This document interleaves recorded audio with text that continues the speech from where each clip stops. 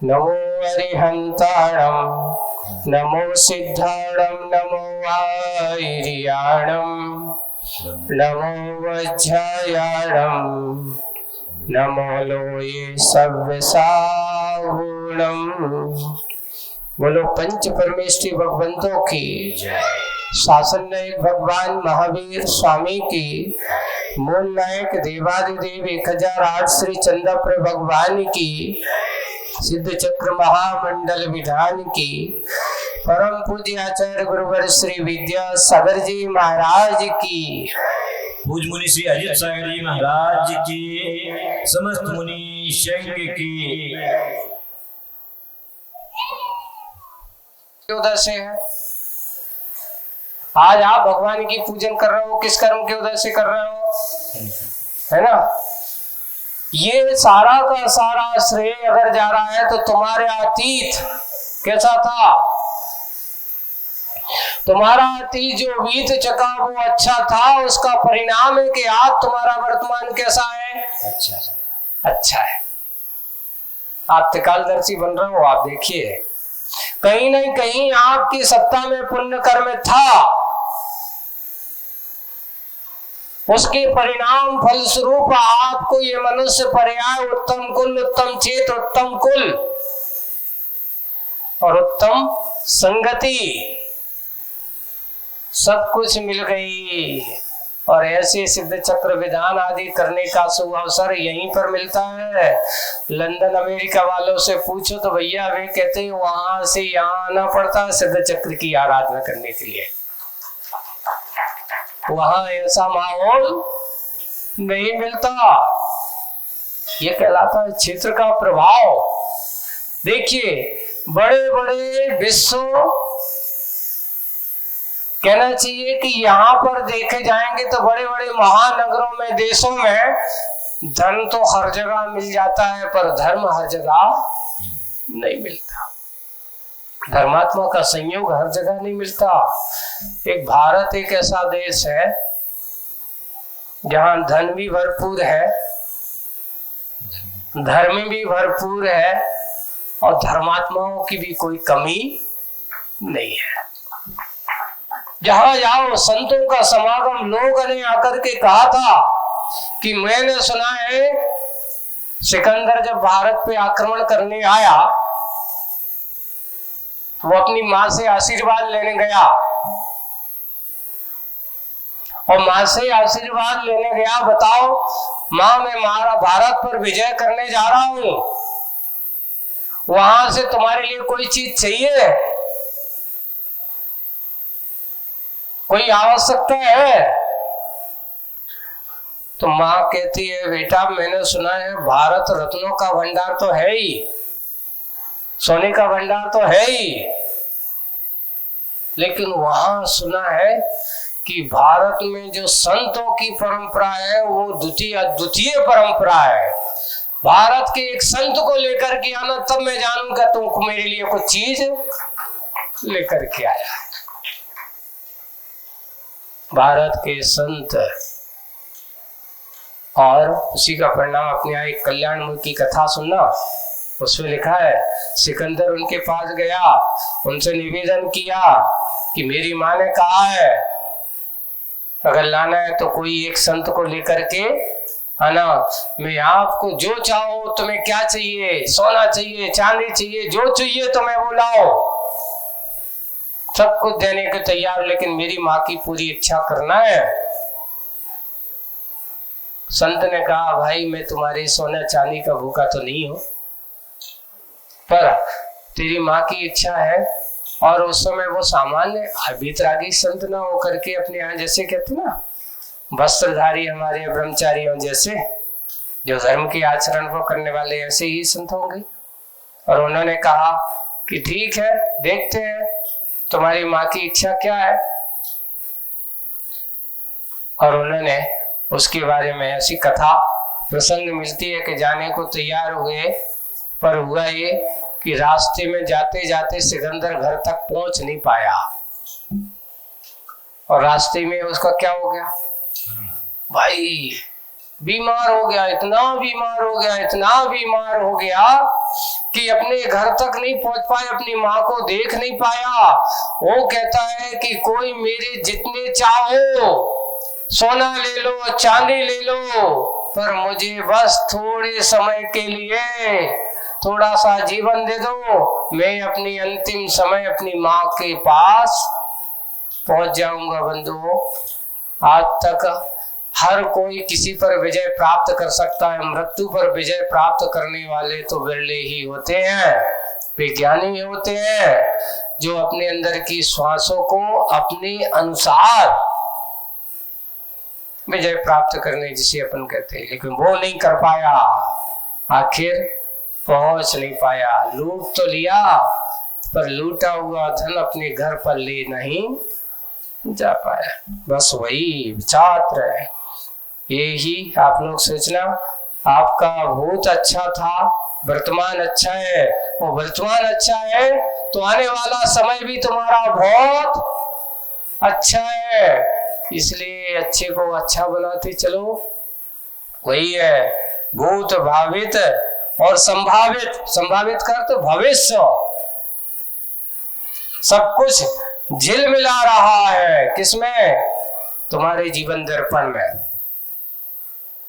आपके चेहरे पर तीनों काल दिखाई दे रहे हैं। एक अच्छी विचारधारा वाले व्यक्ति से सोचना, उसको देखना, देख करके सुनना, समझना, देखोगे अपने आप समझ में आ जाता है कि इसका विचारधारा क्या है, इसका भविष्य क्या है। भूत के लक्षण पाड़ने में दिखते, जैसे आप लोग कहते हो, वैसे ही हम कहते पुण्यशाली का भविष्य उसके परिणामों से दिखता है।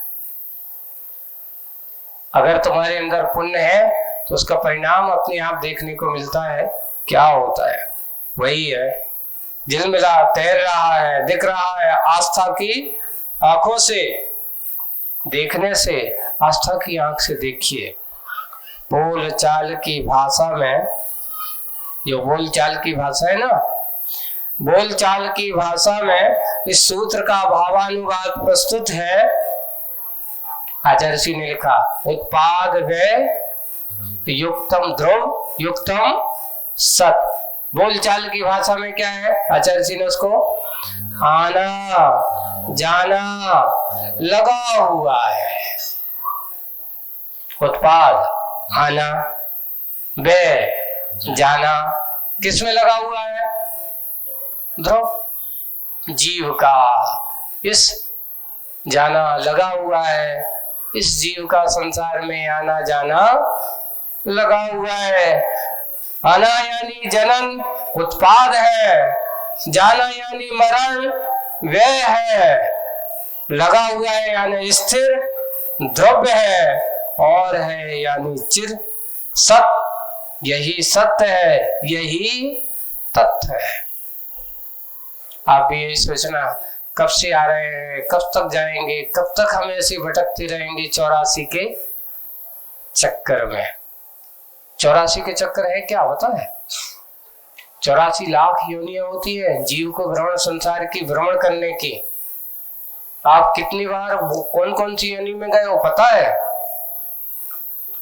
होता है महाराज, आज का आदमी अपने जीवन की धन संपत्ति की लेखा जोखा तो कर लाता है हर आदमी, और बड़े बड़े मुनि, बड़े बड़े सीए धन संपत्ति की ऑडिट करने में लगे हुए हैं, लेकिन अपने जीवन की ऑडिट करने वाला कौन है बताओ? है कोई? व्यक्ति स्वयं होता है, कोई दूसरा करने वाला। तुम्हारे भविष्य का निर्धारण करने वाला कोई दूसरा नहीं हो सकता, तुम स्वयं हो। आपको अपने भविष्य का निर्धारण करना तुम्हें स्वयं है, और वह आप करोगे। इसलिए इससे यह फलित हुआ कि देते हुए श्रेय परस्पर में मिले, ये सर्व द्रव्य पय शक्कर से घुले। पय यानी पानी है ना, या दूध, और जैसे शक्कर उसमें कैसी मिल जाती है? मिला दो, पानी में शक्कर घुल जाती है। सोवे तथा अपने अपने गुणों में, भाई अपनी जगह है, उसका गुण अलग है, शक्कर का गुण अलग है। दोनों अपने अपने, कोई किसी भी अपने गुणों को नहीं छोड़ता। सब अपने अपने गुणों में है। ऐसे ही छोड़े नहीं निजी स्वभाव युगों के वसे, फिर कौन किसको कब ग्रहण कर सकता है, कौन किसका कब हरण कर सकता है। आप जो दूसरे कह रहे हो ना, कर्ता बन रहे हो, मैं इनका मालिक हूं, मैं इनका स्वामी हूं, ये सब तुम्हारी भ्रम धारणा है। कोई किसी का कर्ता नहीं है, कोई किसी का स्वामी नहीं है। अरे हम किसी की सत्ता का आघात नहीं कर सकते, किसी की सत्ता के ऊपर प्रहार नहीं कर सकते, किसी को मिटा नहीं सकते, किसी की सत्ता छीन भी नहीं सकते। तुम शक्कर को पानी बनाना चाहो कभी नहीं बन सकती, पानी को शक्कर बनाना चाहो कभी नहीं बन सकता। मिल तो सकता है, मिलकर रह सकते हैं शक्कर और पानी, लेकिन दोनों के गुण, एक का मीठापन है और एक का पानी खारा हो सकता है तो खारापन होगा। कोई आदमी कोई सामान है तो सामान होगा। पानी का शीतलपन कभी मिट नहीं सकता, शक्कर का मीठापन वैसे मिट नहीं सकता। वैसे तुम किसी की सत्ता को हरण नहीं कर सकते, किसी को मिटा नहीं कर सकते। किसी को कौन किसका कब हरण कर सकता है, कभी नहीं कर सकते। अपना स्वामी आप है, अपना स्वामी आप है, अपना कामी आप है, पर कौन किसका कब भरण कर सकता है। आप सोचते अगर मैं तुम्हें नहीं दूंगा तो इसको पालन कैसे करेगा, इसका भरण पोषण कैसे होगा। अरे देखिए, अगर तेरा पुण्य कर्म का उदय होगा, पुण्य कर्म का उदय होगा तो कितना भी बड़ा क्यों ना हो, वहां पर भी बंधन में डाल देना, तो वहां पर भी भोजन की व्यवस्था हो जाएगी। एक बार एक बहुत अच्छा प्रसंग हुआ। एक कर्म सिद्धांतवादी से एक राजकुमार राजा ने अपने बेटे से कहा, बेटा ये बताओ, तुम मेरा खाता अभी जैसे आप अभी सुन रहे हो, दूसरी की क्यों बेटे की ना था, मैना सुंदरी की कथा सुन लो। कौन, पिता का नाम क्या था मैना सुंदरी के? बहुपाल, क्या नाम? बहुपाल के पशु, ऐसा कुछ नाम था। उन्होंने पूछा, बेटी ये बताओ किसका पुण्य का खाती हो? पढ़ी लिखी स्वाध्यायी है, स्पष्ट कह दिया, पिताजी मैं तो अपने पुण्य का खाती हूँ। बेटी मैंने पाला पोसा बड़ा किया, इतना सब कुछ किया, और तू कह रही है मैं अपने पुण्य का खाती हूँ? मैंने सब कुछ किया, तेरे नाम से इतना सब सेवक लगाए, नौकर लगे हैं, ये सब क्या है? बोले कि ये भी मेरे पुण्य कर्म के उदय से है। पुण्य कर्म का उदय था, तुम्हारी बेटी बनी। अच्छा देखते हैं तू कितना अपना पुण्य का खाती। मैं कुछ करता धरता नहीं। बोलो कि नहीं हो, आप मेरे करता धरता हो नहीं सकते। उन्होंने गुस्से में आया, देखते अब तुम कितनी पुण्यशाली है। और जाकर के क्या किया, सुर सुंदरी बड़ी दूसरी बेटी से पूछा, वो कहता हम तो तुम्हारे उस पर। वो खुश होगा, उसको राजा महाराजे के साथ विवाह कर दिया और इनको कहा,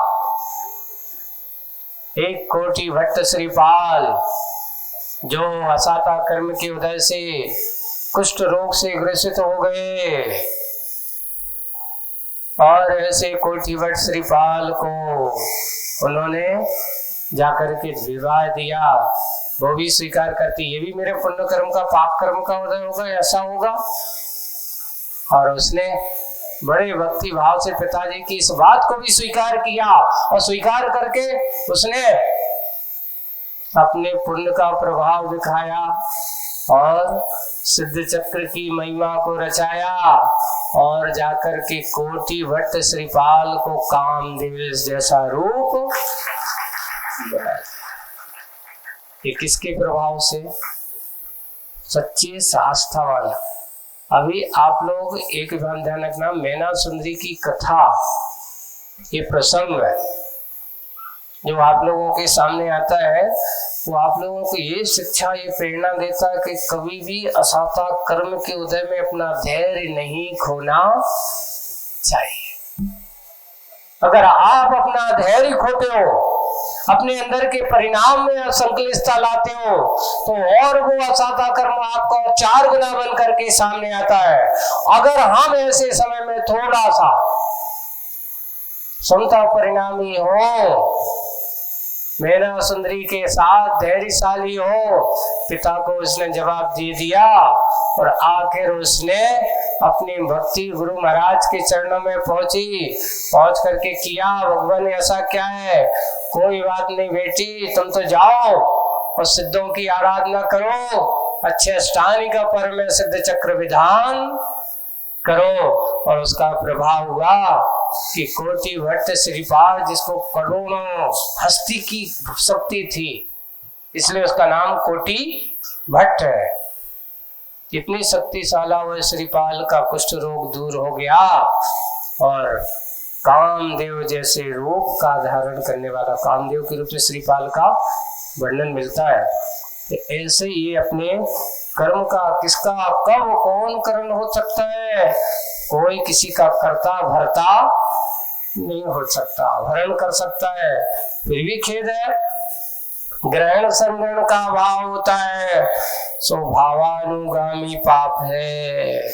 जो लोग सोचते हैं कि मैं ही इनका कर्ता धरता हूँ, मैं ही ऐसा मानने वाला हूँ, तो ये लगन तेरा भावानुगामी पाप कर्म का पाप है। अधिक कथन से ब्राह्म हो, आज तक यह रहस्य खुला कहा, जो है वह सब सत है।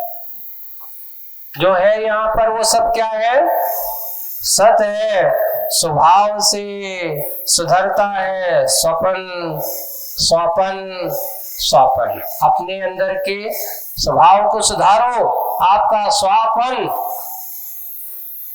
वो भी सुधरेगा, उसको सुधारना है। अब तो चेत विचारे, अपनी ओर निहारे, अपनापन अपन अपन अपन।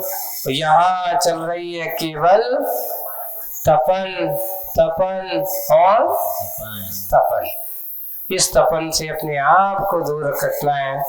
बसंत चला गया, उसका तन जला गया, तथाई वन उपवन पर कणों कणों पर उसका प्रभाव पड़ा है। प्रति जीवनों पर यह राग रंग में रस यह वह रम गया है, रक्त बन गया है।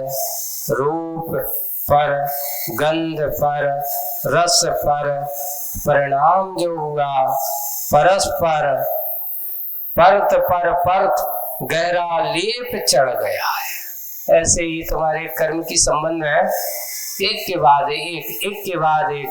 किसी ने पूछा, ये बताओ महाराज, प्याज का सारभूत तत्व कहाँ मिलता है, बताओ। प्याज देखी, कौन ने खाई? देखी तो है, सबने खाई भी है ना। प्याज को छीलते जाओ, है ना, उसका सार कहाँ है? बोले छीलते जाओ, परत दर परत, परत दर परत, परत दर परत, लेकिन तुम्हें सार कुछ भी दिखाई। बोले कि प्याज और संसार की दशा भी ऐसे ही है। जितना खोजोगे और खोलते जाओ, कभी भी उसमें सारभूत तत्व निकालने की कोशिश करोगे तो नहीं। पर हमारे ज्ञानी महात्मा महापुरुषों ने उसमें से भी सार निकाल लिया। अब इन परतों में अपनी परत खोलो, संसार की परतों को मत खोलो। वही परत दर वही गहरा लेप चढ़ता गया। वह प्रकृति सब कुछ ढक चुका, प्राकृत जो कहा गया वह सब कुछ क्या हो गया, ढक चुका। वह विषय बहुत गूढ़ बन चुका है। इसलिए दाय संस्कार के अनंतर भी पूरा परिसर यह स्नपित स्नात होना अनिवार्य है। अच्छे से अब दाह संस्कार हो गया। तो अब यह परिसर, जैसे आप लोग गाते ना, अब गाते हैं कोई घर का चला गया है अब घर में, तो घर की अब सफाई करो, सबको धो, स्नपित यानी साफ सुथरा स्नान करना जरूरी है भैया। अब मन में जो फितूली थी, जो विकृति थी, जो विकार था, उसको ठीक करना है, इसमें स्नपित स्नात होना अनिवार्य है। परंतु यह क्या, अतिथि होकर के भी अति क्यों? तुम सब जितने भी हो सब अतिथि हो। आने की तिथि और जाने की तिथि किसी को पता है? अरे आज के समय में अब हो सकता है आने की तिथि तो पता हो जाए, जाने की बताओ कौन कब जा रहा है कोई? हो सब तुम अतिथि की नहीं। किसी के आने की तिथि पता नहीं थी, पर जाने की भी तिथि पता नहीं है। वही मुख माटी में तुम सब क्या बन करके आए हो? कभी तुम अतिथि बनाए? अरे हम तो मेहमान हैं, अच्छे से गौत्री करेंगे, खाएंगे पिएंगे, अभी ऐसे थोड़ी जावे बारे। ध्यान रखना, तुम भी अतिथि हो।